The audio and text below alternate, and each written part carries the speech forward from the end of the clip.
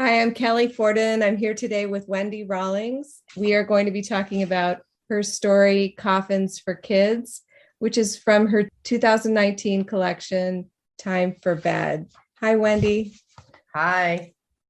Thanks for being on the show. I am so excited to talk about this story just for many reasons, but I do want to ask you a little bit about the collection Time for Bed and how this story fits in with the rest of the stories. I think that I began the collection writing about 9/11, which was a long time ago. And I began thinking about my own childhood and childhoods of other people who were raised in the 70s. And I know that some terrible things happened, but that time seemed more idyllic than this time. And I was watching my nieces and nephews growing up and thinking about what kinds of bedtime stories they might be told by their parents. And then I thought, well, maybe they're not being told stories. Maybe they're asking questions like, what happened when that plane hit that building? Or why do we have metal detectors at school? And so I just began to think about not writing twisted bedtime stories a la Angela Carter, but something maybe to me darker. Like, what if there were really no bedtime stories at all and they were just bedtime nightmares? So that's where a lot of the stories came from.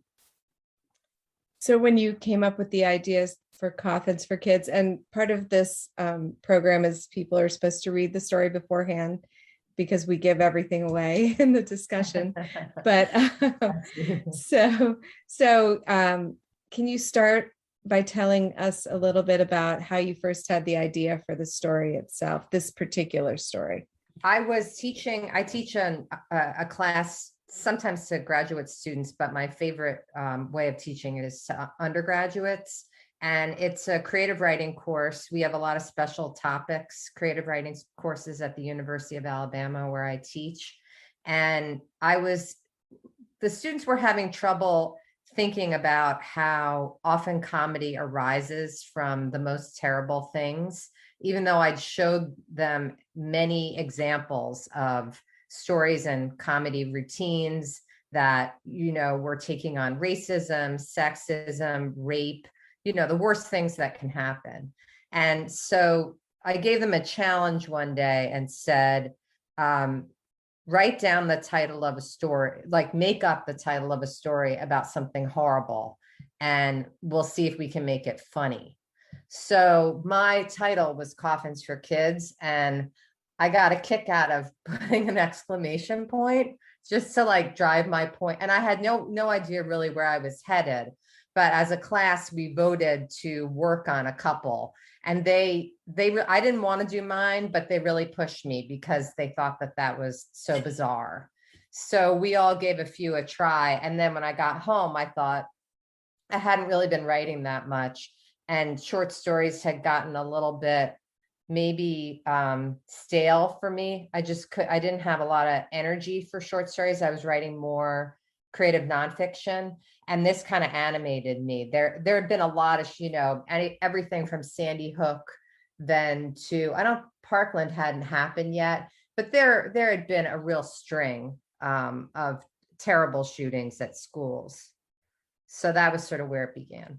Yeah, and that's one of the things that I love the most about it. Like, Naomi is such a snarky, but I mean, she's extremely funny protagonist. Like, she never lets up with her cutting, like eviscerating sense of humor.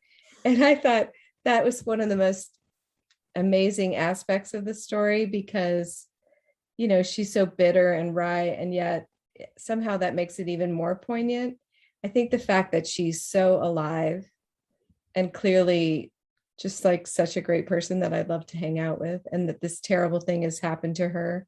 I guess that she's so infused with life. And then she's had this terrible loss.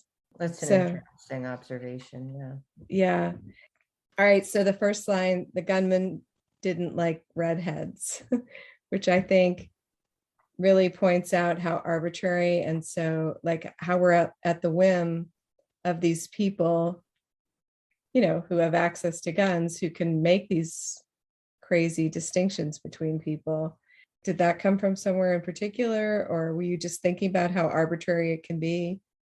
I think I was, because often people can't, investigators can't find clear motives. And even when there are motives, there was that terrible shooting at Florida State in a yoga studio that killed an English major as it happened. I have a colleague who used to teach at Alabama who's down there, and wrote a piece that ended up in Best American Essays about that. He's a Shakespeare professor. But just, I think the guy like didn't like women, or I don't know, he had a girlfriend that pissed him off or something. But the idea of like the way that most of us deal with things that are upsetting or disappointing might be to like get drunk or hit a wall or something. And like the idea of going and mowing down a bunch of people unrelated, not that it's acceptable to kill the actual person who disappointed you or who you're angry at, but the idea of just taking an innocent bystander who has no relationship to anything that was going on in your life and killing that person. And often it does seem like it's women and children. Just really, yeah. So you're right that arbitrariness was what motivated the beginning of the story. Naomi, then the mother, Googles coffins for kids. So of course I had to do that too. And it is the absolute like worst. So tell me a little bit about coming up with Brock Honeycutt, the master craftsman. That is based on just me messing around and Googling. And I did see they had what looked like a guy who was in a studio, he's like a woodworker in his studio making these. I think I invented a few of the types of coffins, but some of them I pulled from that actual website. I changed his name because I didn't know if the guy would appreciate me putting it in there. But that's the joy of Google these days, is you can dig down pretty deep and see rather than having to invent them in your head. You just have to look at them and then figure out a way to describe them in the voice of a narrator. Yeah, and I think I might have happened on the same guy, because I forget it was different enough that like I would never, but I was looking for it. So I can't remember what his real name is, but he pops right up with like the Star Wars themes and the other themes. I just was curious, and this is just a little aside about the names. Like the killer's name is Glenn Belson, and then you've got Brock Honeycutt, the master craftsman. How do you come up with your names? I'm not really sure. Definitely when I moved to the South, I became very aware of names because I'm from New York, and I think that there regionally people do have names, and I think I wanted to. I don't know how I chose them, but I think that might have been in the back of my mind. Like there's a dentist in this town whose last name is Turnip Seed. I didn't want to make them too comic. Like I thought Turnip Seed might distract too much from, but a lot of comic short stories and novels. I mean, everything from, I guess you're not supposed to talk about Lolita anymore, but the main character is Humbert Humbert. There's a character in Dennis Johnson's Jesus's Son. It's like the F blank blank K head is his name. So a lot of times the name of the character signals comic intent, but I didn't want to push that too far. Yeah, I was wondering how you navigated that, because Naomi goes all over the place. So, and we're in her head the whole time, and she's saying these, like hilarious things. So Emily had 2 strikes against her, not hilarious, but like also just snarky. So how did you maintain that? Because I would feel like at some point when I was writing the story, am I going too far? Am I, I don't know, pushing it hard enough? It just would be a delicate balance with the subject matter. I guess I've seen a lot of comedians be interviewed. Sarah Silverman's the one that comes to mind right away, in which they say you kind of have to push it too far and then you can pull it back if it just seems too awful. In comedy class, I always show them there's a video of Joan Rivers making a joke about her husband, Edward, having killed himself. And there's an audience member who begins to argue with her and say, you shouldn't be joking about that. And it's a really interesting moment. I mean, she sort of says, it's my material, which I can't claim because I've had plenty of tears myself about Parkland and about Sandy Hook, but I haven't had a close family or friend die of gun violence. But so I think I did play around with how far can I push this. And then there's a story by Lori Moore called People Like That Are the Only People Here. I love that. It's one of my favorite stories ever. But, that's about a child having cancer. And I spent some time kind of studying that story and thinking about how she uses third person very closely tied to that main character to see what I could do, like what jokes you can make. And I think in the third person like that narrator is a little bit separate from the character. So the narrator can kind of make a joke that maybe the character, you couldn't, I don't think, pull it off in first person. It seems too dire or something. Well, and in first person, they'd have to say the things out loud. I mean, it would be harder, I guess you could say, I think, but yeah, even that's weird. Yeah, because you'd censor yourself, wouldn't you? I mean, you'd be afraid to share it. I thought it was perfect. So you have this line that a child could die of leukemia had made Naomi an atheist because only a God who is a total shithead could let a kid die of leukemia. But then later, she doesn't want to rule out the possibility of God after Emily dies. Is that true, or does she just wish she could believe that they would see each other again? Do you think she's like actually? I think she's just hoping there's a God. I don't know why I was curious. She's just wishing. Yeah. Yeah. It's so interesting that she had this friend die and then, that makes her an atheist and she doesn't want to have kids. She was a reluctant parent to begin with. So, yeah, I think that's kind of devastating. I have a colleague who really didn't want to have kids. And then she got convinced and she had a child, and of course she loves her child, but the child is completely nonverbal, autism, I guess. I don't know if that's really on the spectrum, but it's, and she's somebody who is deeply immersed in language. So it's just devastating for her. I mean, I don't know that I didn't ask her because it's not an appropriate question, but like, do you wish you didn't do this? But when you only have one shot, I know you have a few kids, so it's really hard if you had that child so that you could have somebody, a companion to talk with for the rest of your life, and the person dies or the person is unable to communicate with you in the way that you might have hoped. I think it's pretty devastating. I don't have kids myself, but I think it would be really devastating. Okay, so this is a leap, but I like to make these leaps and then I get to ask the author. So, all right, so the gunman wears chainmail, and I couldn't help noticing you mentioned General John Stark, who wrote to his comrades celebrating the Battle of Bennington, but that also reminded me of Jon Snow, like from Game of Thrones. It's just fascinating because I don't know if you've ever watched Game of Thrones. no. It's super, super violent. It's really violent. So then I was like, oh my God, because his name should really be John Stark. And he wears, like he's like a warrior in the show.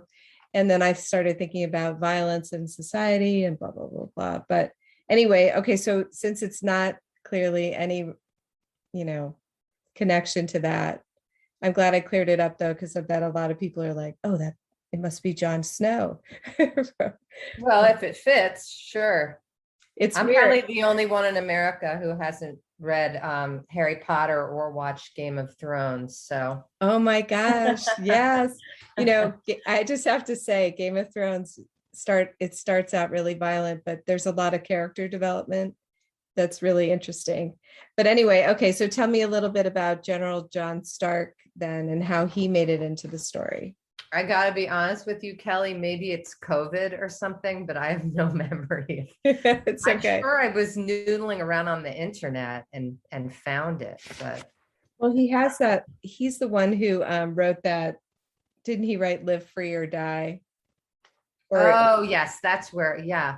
Yeah, okay, that must have, I think I was researching Quakers at that point because there's a reference to Quakers. that's And I right. think it came up, you know how you Google one thing and pretty soon you're down a rabbit hole. So Mhm. I think that's what happened. Okay, because yeah, that's where she mentions like, oh, maybe I'm being lazy, being an atheist. Maybe I should be a Quaker. And Yes. all right, so these are some of the really funny lines I loved. Okay. His enemies were kids who still wet their beds. One of the Eleanors looks like she's taken about 9 different sedatives. The Inquisition, the Holocaust, Hiroshima, the Nixon presidency, slim pickings in the cheerfulness department. And then after, so then you have like all that gallows humor. And then there's a paragraph that just states it that Naomi thought about killing herself.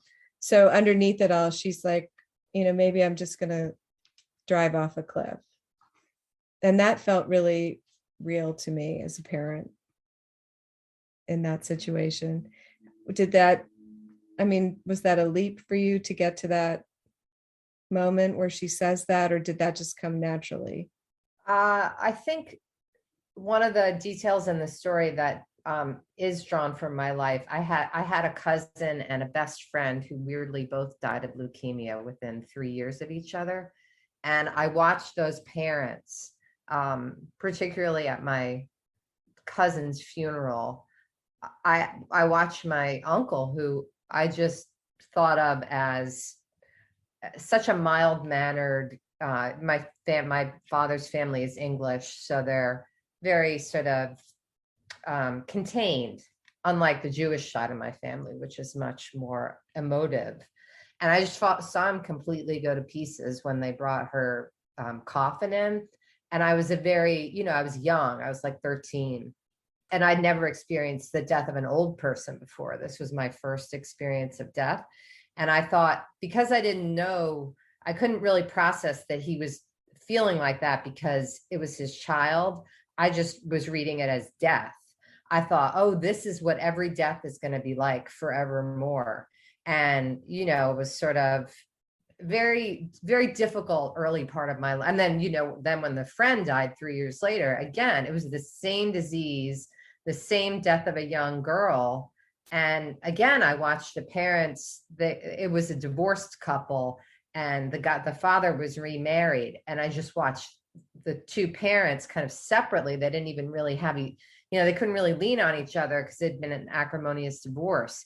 And I just thought, this has got to be the worst thing. And my mother had said to me, she said to me, people have told me this is the worst thing. They would rather die themselves than watch the child die. So I think that was very much on my mind, that I think that's an option for, people think this is too painful, I could have an out.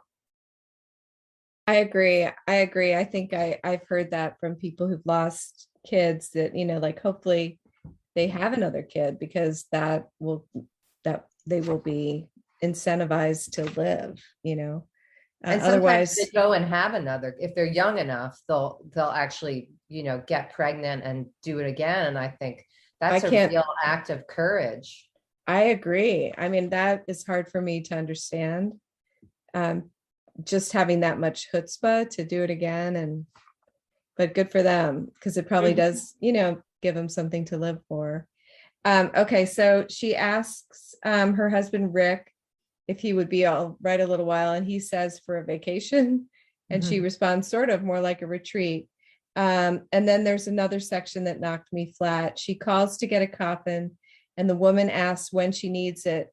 No, and then no, Naomi says, "No rush. We were part of that school massacre." And the woman says, "Which one?" I mean, and if that doesn't say it all, I don't know what does. I mean, it was just like, that's the world we're living in. It was just unbelievable. I think this is a really interesting part about story writing that, like, when you're in the hands of like a master storyteller, because the details in Cracker Barrel about the game and the golf tees, I thought that was so heartbreaking. And it's so weird, that contrast, because Cracker Barrel strikes me as so American, isn't that what we all do? We stop at Cracker Barrel and we play the games. we shop in that. It doesn't matter like who you are, you end up in that little store looking at the marbles. And she has that moment where she wants to crack a jar full of gumballs against her skull. So I just thought that was a brilliant scene. How did that come to you? I mean, how did you map out that drive, I guess, down to, or when did you know she would go down to Virginia? I am one of my big problems as a story writer is I'm not good at plot. I can't move things forward. That's just always been when I was a young woman and I was learning how to write stories. I kept having flashbacks. And one of my teachers said, you can't do infinite regress. You can't just like have the character remember this, which reminds her of this, which reminds her of this. And so I got rid of that habit, but I've just really struggled, and I'd never written a road trip story before, I don't think. And I thought, well, maybe this is it. Maybe this could be, because I really wanted to play around with voice and details. And that was the stuff that interested me. And it didn't interest me at all to have her, whatever she was going to do. So I just one day thought, well, if I make her have a road trip, and I thought, well, why is she on a road trip? And then this thing came to me about going to buy a coffin. And then I thought, where is NRA headquarters? And then I started reading about it, and they actually do have a shooting range. And then you could go and they had a few pictures of it. So that just opened things wide up for me. I thought this is the kind of thing that you do if you're crazed with grief. You're sort of driving around, trying to, I don't know, not be sitting still and just dying of grief. So, and then I thought, well, she can try to have some retribution. I don't know what I didn't know what she was going to do in there, but I thought I'll just send her there and see what happens. So then there's the part where the guy says he's shooting. Well, the two names are Sylph and Furry, which I loved. And of course she's in high heels. Like it's just perfect. And that is actually, there was a female representative of the NRA. This is during the Trump administration when the NRA was being investigated for somebody. She's the spokesperson and she wears incredibly high heels. So I kind of modeled that person on her. I remember her, but she had black hair, didn't she? Mm-hmm. You gave this, yeah. Okay, so then and Furry says he's aiming at Oh Bummer, which I'd never heard Oh Bummer before. I'd heard it's like a thing I found on some right-wing website that they would call him Oh Bummer. Oh Bummer. That is, it's ridiculous. Anyway, so then she blurts out, I voted for Obama twice, to which he says, and this has happened to me so many times on various topics, the person who's disagreeing with me goes, oh, sorry. And then, and she knows, of course, that he's not saying sorry. He's sorry about Obama, but sorry, like you're such a loser and you've got this. Right. You're so messed up. And then my favorite line comes next. She felt herself riding over the lip of sanity. I just think that's so perfect. But okay, so then she comes to this conclusion. I really wanted to talk about the ending. They weren't bad people, these gun lovers, these rifle associators, these keepers and bearers of arms. They had just confused the importance of one kind of arms for another. I love that. And then in the end, they suggest she gets a baby Glock, and they aren't joking. Like they really feel like, okay, well now you need to arm yourself. So how did you come to that moment? I had my favorite little passage in I like the moments that the story gets to kind of be an essay. And the little moment with the bearers of arms had, the wrong kind of arms. I was thinking about how that's weird that arms are, the way that you describe guns, but also what you use to embrace somebody and all the different kinds of things that arms can do. So I put that in there. And then weirdly, the story got accepted by the Atlantic first. And then they said, I think they accepted it maybe in like June of whatever year this was. And then I don't know, it was coming around to my birthday, February. They hadn't printed it yet. And so I thought, I'm going to call before my birthday because I don't want them, I want this settled. Like I assumed that they were going to print it, but they can tell me because I was having it was a big number birthday party for me. So when I called, they gave me the runaround, and then apparently Jeffrey Goldberg had become the new editor, and he nixed the story. But before they nixed the story, the editor, Mike Curtis, had gotten in touch with me and said that he didn't like that little passage about the arms, and he wanted me to remove it. And I was really resistant to that idea. I felt like, for me, the story comes to a kind of crescendo there, and then there's totally agree. Yeah. So I don't know. I just couldn't go there, but I guess we hadn't entirely worked that out. Like the editor was supposed to, the copy or whoever editor, I don't know, was supposed to call me. But in any case, they nixed it, and I was very upset with them. I gave them a piece of my mind, and they sent me like $1,000 to make me feel better, I guess. And then after that, Kenyon Review picked it up, which was fine. It was a great place for it, but I had, I'd kind of gotten my hopes up for a magazine that gets sold, and I'd had a story like back in 2000. So this was like 20 years later, I was going to get to be in a magazine that gets sold at the airport. So I felt like, well, good, because the Kenyon Review people, of course, love that section. And I don't think it would have been the story I wanted it to be if it wasn't in there. It feels so spot on. And it feels like also I had that sense of helplessness that everybody has now because of the great divide between people, where you have this feeling like anything could happen. A kid could get shot and people are still going to view it from their own corner. Like nothing is going to change this. And I feel that way about so many different things. So is that what was going through your head? Like, nothing would change them. Of course, they're not going to start like, oh my God, we're wrong, we're going to quit the NRA, like closing up shop. Yeah. And I think, but they still do, they think that they feel empathy toward her. So I didn't want them to be monsters, and they really want to help her. And they think that the way they're going to help her is get like a small gun that she can handle well. So, that is emblematic, I think, of what you're talking about. Like there are times when people think that they're helping me, but, and I'm sure, if I'm hassling somebody about getting vaccinated, they probably think, oh, she's so well-meaning, but she's out of her mind. And I'm thinking the same thing. So that's a real impasse. I mean, I think there are be a lot of great stories and novels and, everything coming out of this period, people trying to work through that. Cause I feel like that's a unique feature. I mean, I haven't been alive for that long, but I mean, I haven't seen this before where people just like never move an inch. They just stay in their corner.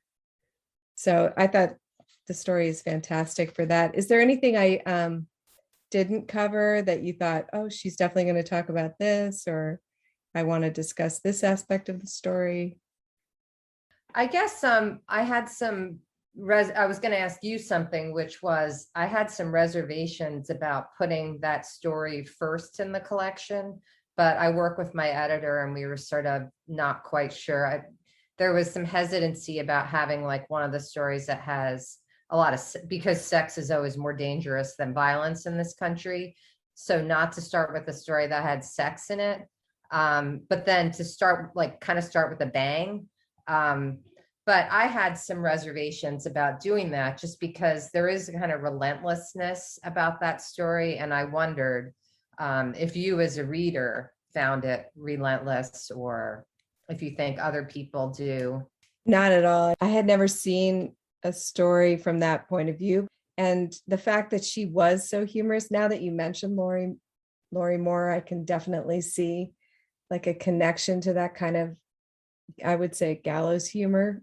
I felt like it heightened your emotion so much starting out in the collection, but then you got to shift gears. I always like, I don't know about you, but I like in a collection where I'm like, okay, we're going to go in a completely different direction on the next story, and I'm just going to have another experience here, which is completely unrelated. I like that better than if every story seems exactly the same. So it didn't bother me at all. What did you hear from other readers? I don't really know. It felt like the collection came out and I was about to go around and do a bunch of readings and go to AWP. And of course, for me, right before AWP was when we decided we weren't going to do that and then went into quarantine. So I haven't had a lot of interaction with people. I mean, except like, I don't know, some of my friends, but even my dad, I think he couldn't really handle the sex stuff. He could handle this one, but not the sex. Yeah, he didn't Yeah. really talk to me that much. He said the one thing he said was, I think it's about the second story, the story called Ticks. Oh yeah. He said, like, you didn't sleep with because I do have 3 stepbrothers. Right. Your stepbrothers. I was like, no, I just, this is what people do in their brains when they're writers. They come up with what ifs. But no, absolutely not. I did not sleep with my stepbrother. Right. I think he might have stopped after that. He felt like that was enough. Well, that's so interesting because I think that fiction confuses family members because you do use a lot of aspects from your life, and and then you veer off in another direction and they're like, wait, that part was true, so this must be, they just don't get it. I've had that happen a lot. Yeah. So, well, thank you. What are you working on now? Well, I've kind of been out of it for a little while. So I've just been keeping a notebook. So I actually signed up for a little, they send you prompts every week and you have to submit, and then they don't necessarily read them, but they just say, great, good job for submitting. Here's some more prompt in an attempt to start a bunch of things. Because I had been writing a novel I'd written about 40 pages before the pandemic began. And just for me, this was very psychological. It wasn't taxing. I wasn't, a nurse, but it was just psychologically taxing. And I found really all I could do was write down how bizarre everything was. I just wrote down tons of details and news stories, and hopefully someday I can make some kind of sense of it. But Yeah, I had a similar experience, but I was talking to Susan Paraboo, 2 weeks ago. Right. And yeah, and she said that she wrote a ton. And I was like, oh, good for you. I couldn't do anything at all. So I guess it depends on your temperament or something. But I just thought, my brother-in-law was a doctor in New York. So that was the beginning of this, was March and April. And I was just terrified he was going to die. And he would call us every day and tell us what he was seeing. So it was a real and he was talking about a field hospital. I just don't know how people could have written in the middle of that. It's just. Yeah, I know. It's incredible. Well, thank you so much, Wendy. This has been so great. Thank you for asking me. I appreciate it.